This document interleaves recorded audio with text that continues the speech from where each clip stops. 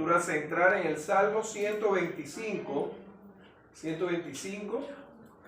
y los niños que están pueden pasar a su clase. Salmo 125, y tiene solamente 5 versículos este pasaje, y podemos titular, mis amados hermanos, la prueba está limitada a lo que usted y yo podemos soportar. ¿Escuchó? La prueba está limitada a lo que usted y yo podemos soportar. ¿Sí? Dios no permite ninguna prueba, o en este caso puede ser una tentación de Satanás, y en el caso de Dios una prueba que lo vaya a usted a hacer desbordar o caer y permanecer postrado. Dios va a limitar esa prueba. Amén. Amén.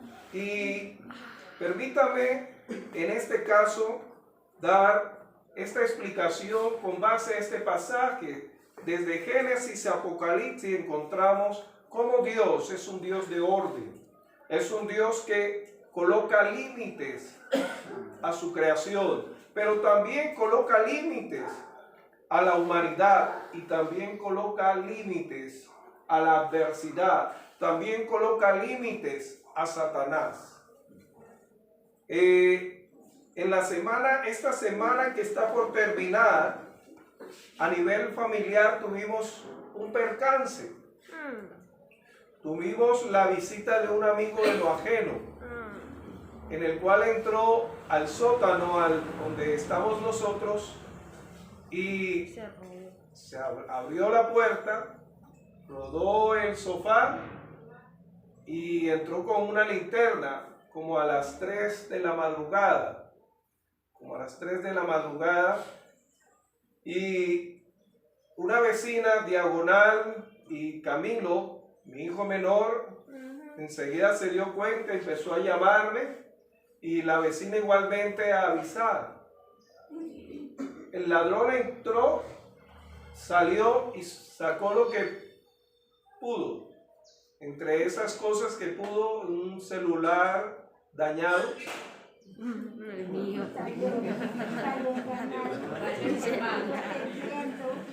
Bueno, por ahora. Pero de igual manera me afectó, ¿no? Me afectó porque se llevó mi billetera, en la cual tenía mis documentos.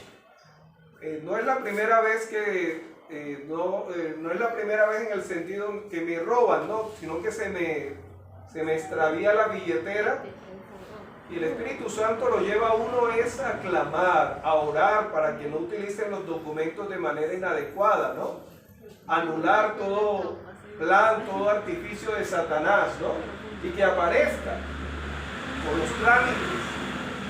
Y eso ocurrió en Bogotá, en la cual, viniendo de un sepelio con mi esposa, se me salió la billetera del vestido que tenía.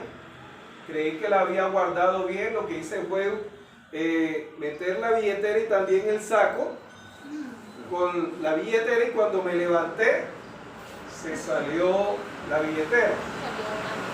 Y oramos con mi esposa, hicimos el recorrido buscándola, colocamos el denuncio, y a las 10 de la noche, cuando estábamos ahí orando, llamaron diciendo de que tenían los documentos, la billetera. Y le damos gloria a Dios. Y aquí, bueno, no está el hermano que también le sucedió, y cuando él me dijo, le di mi testimonio como le estoy diciendo ahora, y le dije, oremos que los que tengan esa billetera o que hayan, no, Dios no les dé tranquilidad hasta que se llegue a saber. Y para la gloria del Señor, nuestro hermano Albeiro, que tuvo esa experiencia, pudo de igual manera testificarme que no terminó el día cuando llamaron diciendo que tenían los documentos completos. Dios oye y responde. Amén. Amén. En este caso he orado, le he comentado a algunos hermanos, confiamos que aparezcan, cual más el Señor lo que permite está limitado para nuestro bien. Está limitado para que no llegue a afectar nuestra comunión con Él. De igual manera, mis amados hermanos, les voy a comentar que en el transcurso de esta semana y donde Dios nos permita, vamos a estar llevando a cabo lo que se llama la iglesia en los hogares. Con el pastor John hemos estado visitando por motivos de estudio, de trabajo. Se nos había dificultado continuar. Voy a estar llevando a cabo eso que es la iglesia en los hogares, porque muchos, igual que mi persona, como acabo de testificar, enfrentamos en los hogares problemas. Y llegamos a la iglesia con esos problemas, pero también como pastor y mis hermanos como líderes vamos a estar pidiéndole que nos regale 45, 30 minutos para orar en su hogar. Tener ese tiempo para orar. No se preocupe por el refrigerio, por el almuerzo, no. Vamos a compartir la palabra de Dios y tener un tiempo de oración por las necesidades en los hogares. Ayer estaba reunido con un grupo de pastores de la Capellanía Armada Mundial México, que está suscrita a las Naciones Unidas, en la cual su servidor también hace parte como mayor, y estaba con esos capellanes para nuevamente trabajar a nivel de los hospitales, clínicas, colegios, universidades y los hogares. Mañana voy a estar, hoy voy a estar hablando con algunos hermanos que quieran recibir la capacitación gratuita de esta capellanía, la cual van a tener la certificación de la Capellanía Mundial Armada de México, Regional Colombia. Y vamos a estar entonces equipándonos para nuevamente retomar. Esta labor Dios me la permitió hacer en Bogotá, en Barranquilla y en algunas partes de Colombia. Y de igual manera vamos a ver si el Señor nos respalda en lo referente a Cundinamarca. Le pido sus oraciones. Y de igual manera, quien también esté interesado o interesada puede comunicarse con mi persona. Voy a hacer extensiva esa invitación. No es de manera denominacional, no es para los pastores, no es para los evangelistas, no es para los misioneros, es para todo creyente llevar a cabo la obra de evangelizar, de aconsejar, de discipular. El pastor en su formación bíblica y desde el punto de vista eclesial está llamado a apacentar las ovejas a nivel local. Y local quiere decir que no está de trabajar con instituciones. La forma como trabaja un pastor a nivel de instituciones, que no es la iglesia como tal, es el evangelismo social, en la cual acá estuvimos trabajando con los ancianos y de igual manera con las mujeres que estuvieron aquí, las damas, recibiendo orientación. Eso es lo más cercano, pero se trabaja en el salón, en el local de la iglesia.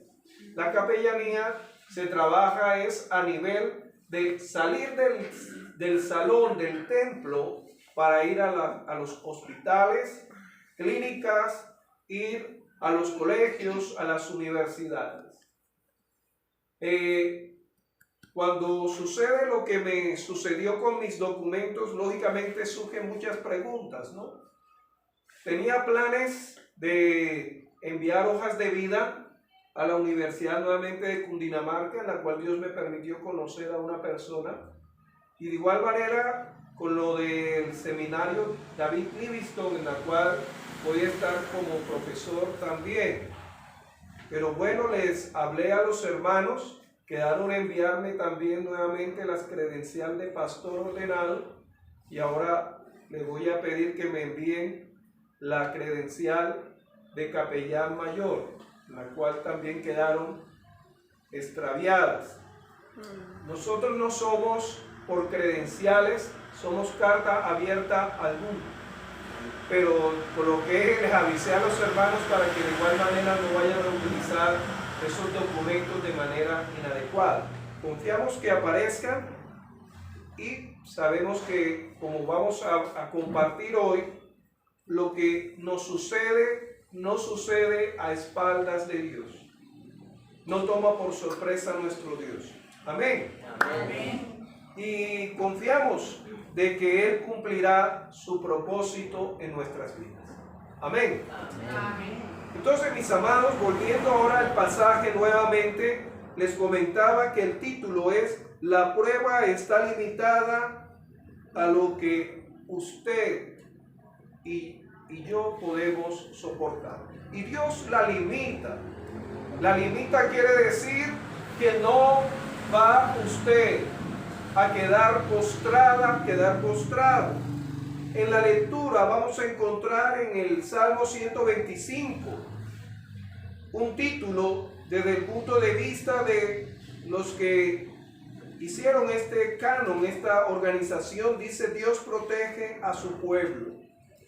Este cántico gradual que cantaban los peregrinos cuando iban desde el lugar donde habitaban hasta Jerusalén, hasta el templo. Y dice en los primeros versículos, versículo 1 y 2, hace una referencia a Sion, pero hace referencia igualmente y principalmente en los que confían en sí mismos, no, en los que confían en Jehová, en el gran yo soy, en el que es. Y encontramos que dice: los que confían en Jehová son como el monte ¿de dónde? De Sión. ¿Y qué pasa si usted y yo somos como el monte de Sión? ¿Qué dice? Que no se mueve, sino que permanece para siempre. Como Jerusalén tiene montes alrededor de ella, así Jehová está alrededor de usted y de mi vida, de su pueblo. Aquí nos habla, amado hermano, y en este pasaje hace referencia a Sión.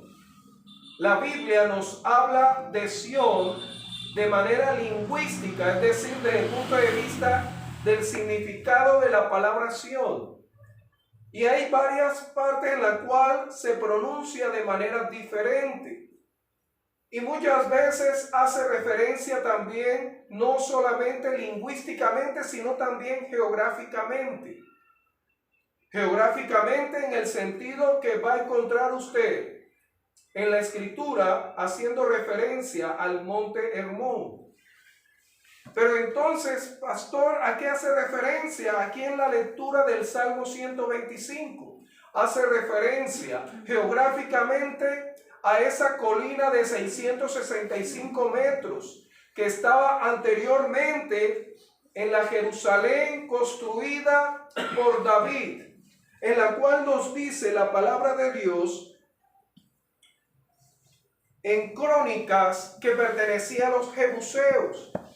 Estos jebuseos no habían sido conquistados, no habían sido sometidos, y David no estableció su casa ni su reino, David, en una de las tribus específicamente, en un territorio ya repartido. No fue en la tribu a la cual él pertenecía, Judá, no fue en la de Benjamín, de Zabulón, de Neftalí, no, de Dan, no, en un lugar en la cual Dios le guió, y era esa colina donde estaban los jebuseos.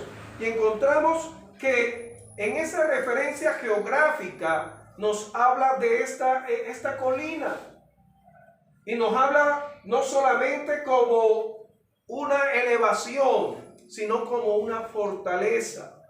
Nos dice que cuando los jebuseos supieron que David iba a tomar esa colina en la cual ellos estaban establecidos y seguros, porque es una elevación en la cual usted puede ver quiénes vienen a atacar o quién viene a acercarse a ese lugar donde está establecida Sión.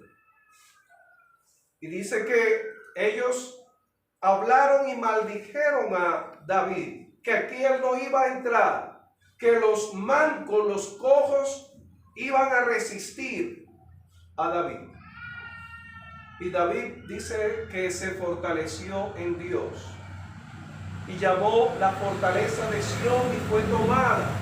Pero también ahí encontramos otro referente, no solamente geográfico, sino que también en esa elevación en la cual también hace parte esa colina de Sión.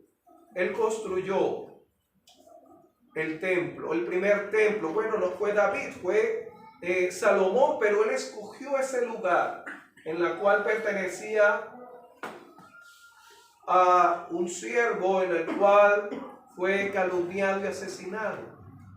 Fue construido el primer templo, el templo de Salomón, Sión. También encontramos que en esta elevación también David construyó su casa. Su casa. La palabra Sión tiene muchos significados. Tiene un significado de fortaleza. Tiene también el significado de la ciudad de David, porque ahí David estableció su casa. También morada de Dios, por el templo, morada de Dios. También hace referencia a Sión como el Estado de Israel, Sión. Pero también hace referencia al pueblo de Dios como remanente en la cual todo aquel, como dice la Escritura, que los que confían en Él, son como ese monte que no va a ser removido, que no va a ser destruido. Y encontramos, mis amados hermanos, que eso se debe a que Dios pone límites a las pruebas y cualquier tentación que usted y yo estemos enfrentando. Encontramos también, mis amados hermanos, que lo que les compartía sobre Sión lo encontramos en el primer libro de Crónicas, capítulo 11, versículos 4 y 5. Nos dice ahí que es Sión la fortaleza, esa fortaleza. Pero también encontramos, amados hermanos, que Dios nos habla de que así como se construyó ese primer templo que fue destruido, luego el segundo templo que fue reconstruido, ¿sí? El segundo templo que fue reconstruido después del exilio, después de ser llevado en cautiverio, Esdras, Nehemías, en fin, Zorobabel, todos ellos, Ageo, encontramos. El Señor nos habla de ese templo que es Él, que al tercer día Él sería restablecido, en la cual Él hace referencia que ese templo, el cual el hombre colocó su mirada y su adoración y no al Dios del templo por el cual usted y yo nos congregamos. Ese templo, el cual es Cristo, pero también como cuerpo de Cristo, la iglesia va a permanecer y vamos a estar con Él. Amén. Amén. Amados hermanos, y también encontramos que en este pasaje nos habla específicamente de tres situaciones en la cual Dios no va a permitir o Dios va a limitar que esa prueba te desborde, que esa tentación te lleve a que usted y mi persona terminemos postrados. Y encontramos en primer lugar, mis amados hermanos, que en el versículo 3 dice la palabra de Dios: porque no reposará la vara de la impiedad sobre la heredad de los justos, no sea que extiendan los justos su mano a la iniquidad. Nos dice aquí Dios que Él va a limitar toda dominación del diablo o que la circunstancia quiera colocar a tu vida, en la cual usted se sienta dominada, controlada, sumida en esa circunstancia. Nos dice en este pasaje que no reposará, no va a descansar. Y ahí en el original habla de cetro, dominio, control sobre nuestra vida. Muchas veces vamos a enfrentar tentaciones y pruebas permitidas por Dios, en la cual sentimos que estas siempre van como ganando la batalla. Pero una cosa es la batalla y otra es la guerra, porque quien ganó la guerra definitivamente es nuestro Señor Jesucristo. Va a haber momentos en los cuales, como nos dice Efesios, que nos colocamos la armadura y sentimos que esa batalla nos debilita y nos magulla nuestra armadura, que es la oración, la meditación de la palabra y tener esa comunión con el Señor. Pero nos dice aquí el Señor que no va a prevalecer, no va a prevalecer. Y la razón es porque nos dice de igual manera, en este pasaje, nos da una advertencia y de igual nos da una respuesta. Nos dice el versículo, la segunda parte del versículo 3, no sea que extiendan los justos su mano a la iniquidad. Extender quiere decir, no, yo creo que ahora estoy de mal en peor. Que si estaba ahora enfermo, ahora me agravé más. Que ahora que estoy trabajando, las circunstancias ahora se han vuelto más apremiantes.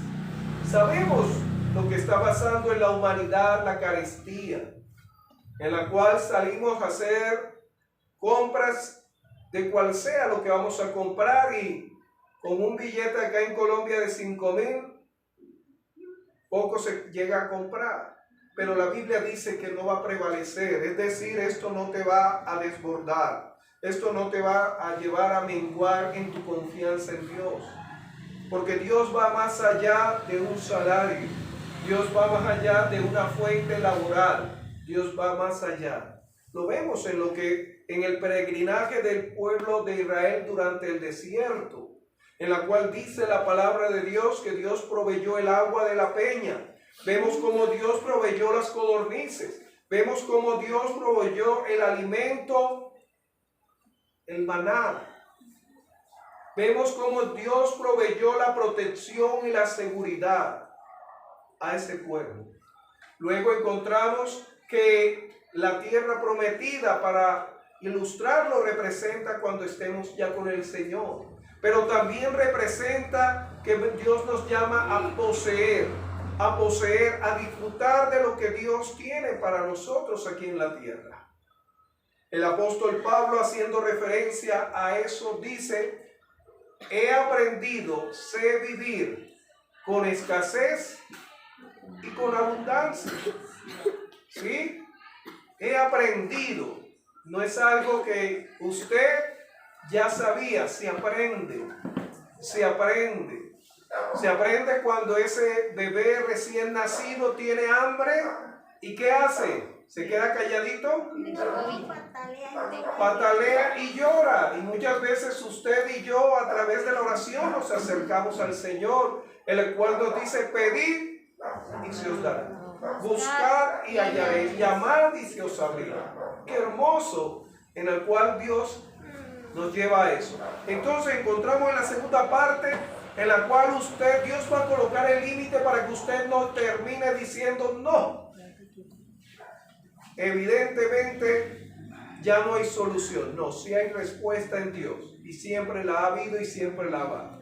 Amén. Amén. También encontramos, mis amados hermanos, en el versículo 4, que Dios bendice a aquellas personas que llevan una relación con Él, una relación de entrega con Él. Dice el versículo 4, haz bien, oh Jehová, a los buenos y a los que son rectos en su corazón. La palabra recto es justo. Ahora, no somos justos por nuestra justicia. Aquí en el contexto como tal, era esa persona que se acercaba a Dios a través de un sacrificio, a través de un corazón contrito y humillado. Pero también nos dice la Escritura que en Cristo fue satisfecha esa justicia de Dios, en la cual toda la humanidad está sumida en pecado, en muerte. Y Jesús cumplió esa justicia en su cuerpo. Llevó a través de su muerte y resurrección, satisfizo la justicia del Padre, en la cual nos dice que la paga del pecado es muerte, mas la dádiva de Dios es vida eterna. Nos dice Romanos capítulo 5, versículo 1, justificados pues por la fe, tenemos paz para con Dios por medio de nuestro Señor Jesucristo. Es una justicia a través del creer en la obra que hizo Cristo por usted y por mí. Es una fe que nos trae paz para con Dios. Una paz en la cual toda deuda de pecado, toda circunstancia adversa en la cual nos alejaba de Dios es quitada. Y nos dice que a razón de eso nos viene bien. La Biblia nos muestra que Dios es bueno en gran manera. No es bueno por lo que hace, es bueno por el atributo que Él es bondad. Él es bueno. Y Él hace salir su sol solamente sobre los hijos de Él. No. Sobre todos. Hace salir su sol sobre justos y sobre injustos. Hace llover sobre justos y sobre injustos. Pero aquí el salmista nos habla de ese trato de ese Dios Padre para con sus hijos, en la cual usted y yo somos hijos de Dios a través de esa justicia hecha a través de la muerte y resurrección de Dios. Nos dice la palabra de Dios que el mismo Jesús, hablando sobre esto, nos dice que nosotros, siendo malos, damos buenas dádivas a nuestros hijos. Y nos dice, ¿cuánto más nuestro Padre Celestial dará qué? A los que creen, a sus hijos. Nos dice esto, y por eso el Señor coloca límites. Amado amigo, amado hermano, amada hermana, no dudes, no dudes. Por eso nuevamente el Salmo nos vuelve al primer versículo. Los que confían, los que confían, los que confían en Jehová. No los que confían en la adversidad, no los que confían en la crisis, no los que confían en ellos mismos, como ilustrábamos a través de la dramatización o representación, no en nuestras buenas obras, sino los que confían en Jehová. Y encontramos la tercera, en la cual nos dice, aquí el salmista nos dice en el versículo 5 que hay un juicio para los malos. Hay un juicio para los malos. Usted me dirá, no, pero pastor, yo estuve en una repartición de bienes y créame que ese juez me hizo mucho daño porque benefició, porque recibió dinero. Extorsión. cohecho recibió. No, pero pastor, yo fui a la OIT, Organización Internacional del Trabajo, porque en ese trabajo, en esa empresa, me quedaron endeudando y no me pagaron, me deben. No me pagaron completo, me liquidaron mal. Y fuimos a una corte a donde un juez y todo favoreció al patrón, a la empresa. Pastor, me correspondió ir a una sucesión y de igual manera no hubo justicia. ¿Cómo así que aquí en el Salmo, versículo 4, nos dice que va a haber un juicio para los malos?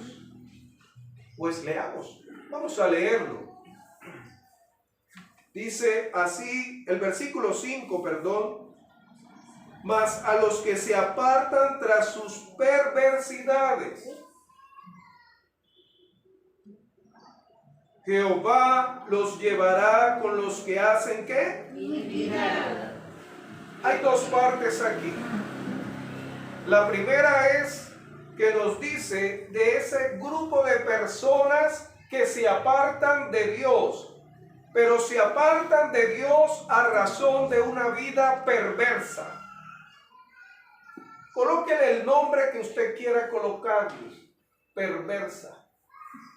Y esa perversidad los lleva a pensar que ellos están bien y usted está mal.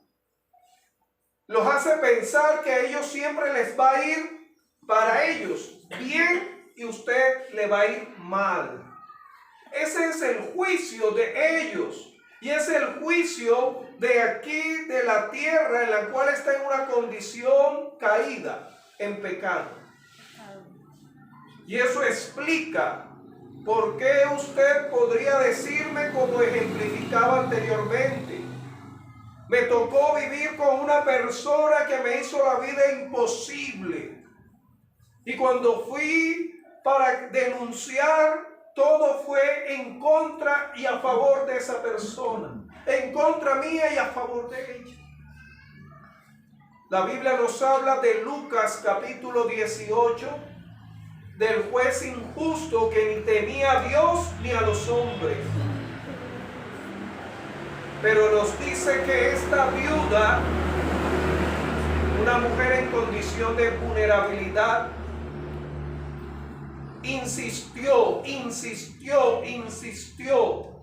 no al que le hacía la vida imposible, sino al juez.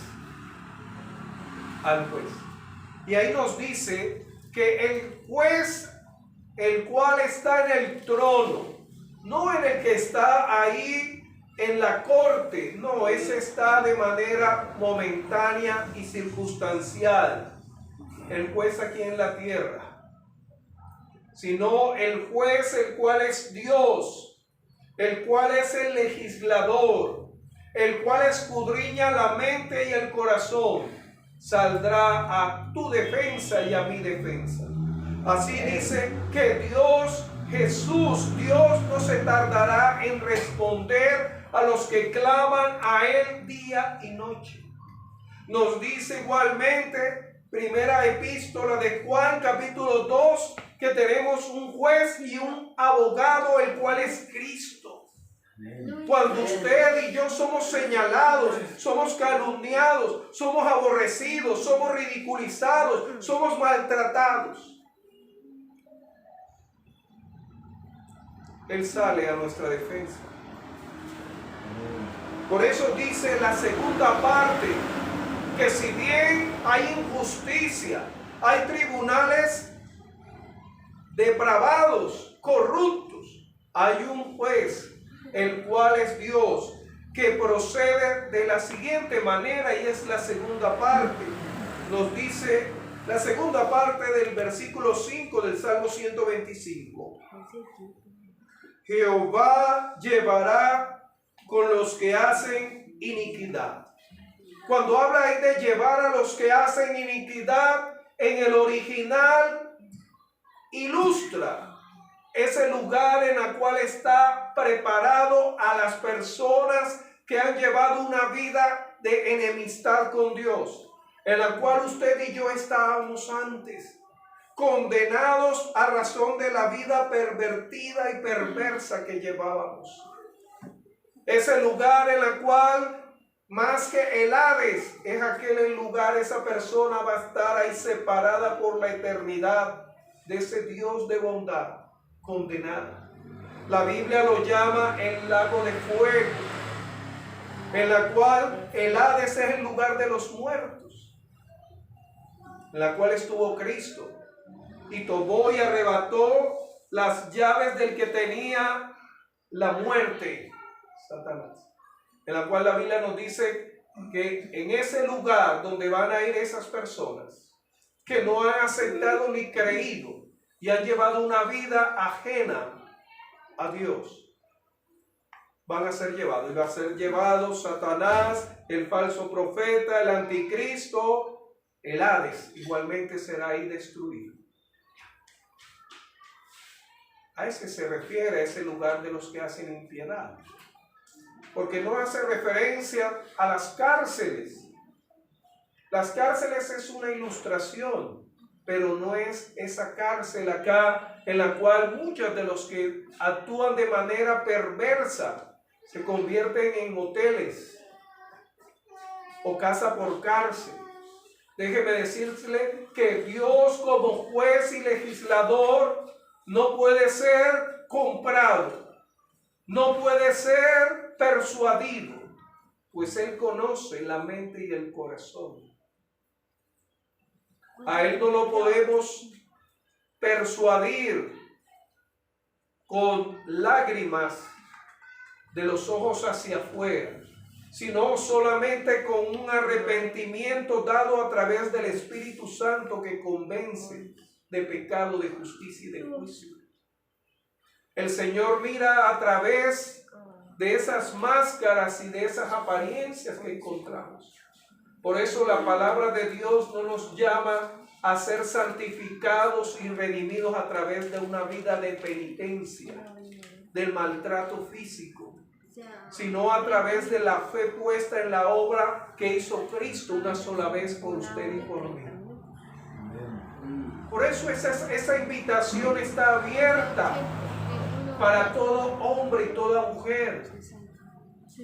El apóstol Pablo dice que está establecido para el hombre que muera una sola vez y después de esto el juicio, el tribunal de Cristo, en la cual todos vamos a compadecer. La iglesia va a compadecer, en la cual usted y yo vamos a estar ahí para recibir ese reconocimiento, no por las obras de gracia para ser salvo, sino por las obras de gracia que pudimos hacer por haber sido salvos. Pero también ahí compadecerán, como dice la palabra de Dios, para esa condenación eterna, aquellos que han rechazado al que estuvo en la cruz y estuvo en la tumba y ahora vive por la fe en los creyentes. Amado hermano, podemos concluir de la siguiente manera. En primer lugar, nuestro Dios limita la prueba hasta donde usted lo puede soportar, porque Él no se deleita en verla a usted sufrir. Él comparte tus lágrimas y dolores, pero Él dice basta, hasta aquí. De igual manera, encontramos en este pasaje que el saber de que Dios limita esa prueba nos trae una estabilidad de que seguir creyendo en Él.